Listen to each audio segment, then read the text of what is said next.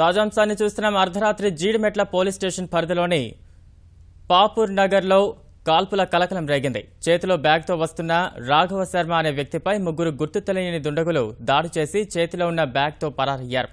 తలపై రాడ్తో బాది బ్యాగ్ని దొంగలించారు. శబ్దం విని తేరుకున్న స్థానికులు రాఘవ శర్మను దగ్గరలోని ఆసుపత్రికి తరలించారు.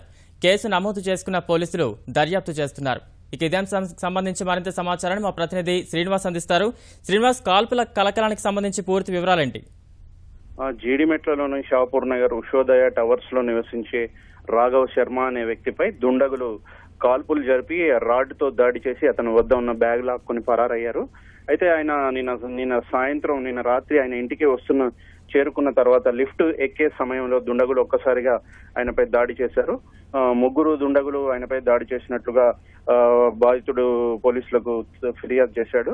అయితే దీనికి సంబంధించి రాఘవ శర్మ చెబుతున్న వివరాల ప్రకారం ముందుగా రాడ్తో దాడి చేసి ఆ తర్వాత ఆయనపై ఒక రౌండ్ కాల్పులు కూడా జరిపినట్లుగా తెలుస్తుంది.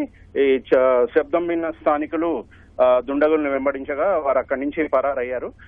అతని వద్ద ఉన్న బ్యాగును లాక్కున్నారు.